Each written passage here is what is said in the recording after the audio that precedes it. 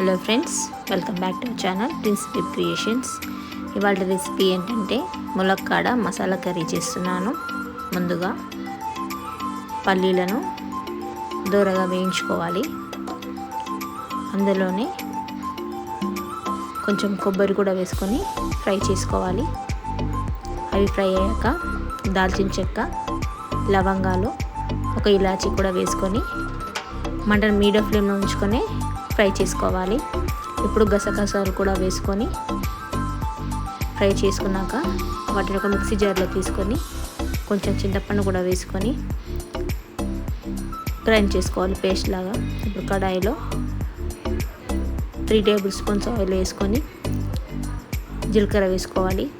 జీలకర్ర వేగాక పచ్చిమిర్చి, కొంచెం కరివేపాకు కూడా వేసుకొని వేయించుకోవాలి.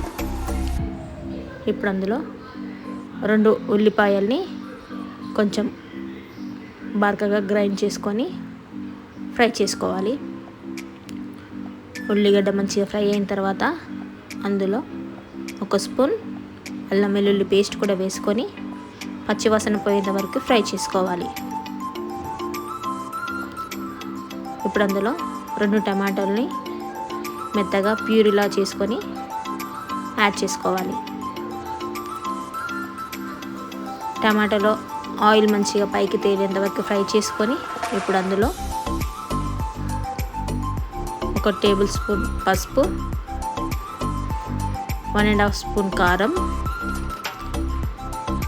రుచికి సరిపడా ఉప్పు వేసుకొని మంచిగా కలుపుకోవాలి. ఇప్పుడు అందులో మనం ముందుగా కట్ చేసుకున్న ములక్కాడ ముక్కలను కూడా అందులో వేసుకొని కలుపుకోవాలి.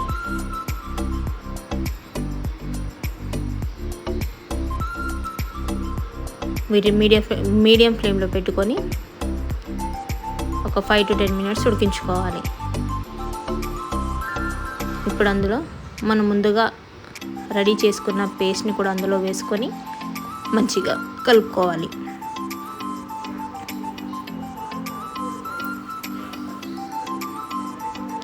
ఇప్పుడు మూత పెట్టుకొని ఒక 10 మినిట్స్ మీడియం ఫ్లేమ్లో ఉడికించుకోవాలి. ఇప్పుడు ఆయిల్ పైకి తేలుతున్నప్పుడు ఒకసారి కలుపుకొని అందులో 1 కప్ వాటర్ వేసుకొని మంచిగా మిక్స్ చేసుకోవాలి.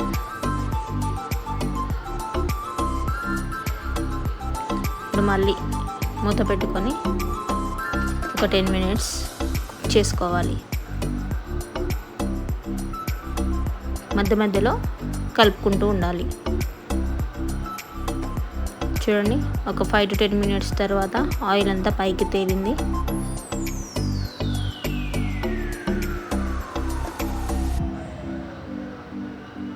ఇప్పుడు మనం ఒక ముక్కని ఇలా చూస్తే ఉడికిందో లేదో తెలుస్తుంది. ఇప్పుడు అందులో కొత్తిమీర కూడా వేసుకొని కలుపుకోవాలి. అంతే, ఎంతో టేస్టీ అయిన ములక్కాడ మసాలా కర్రీ రెడీ అయిపోయింది. ఈ వీడియో నచ్చినట్లయితే లైక్ చేయండి, షేర్ చేయండి, కామెంట్ చేయండి. మరిన్ని వీడియోస్ కోసం మా ఛానల్ని సబ్స్క్రైబ్ చేసుకోండి.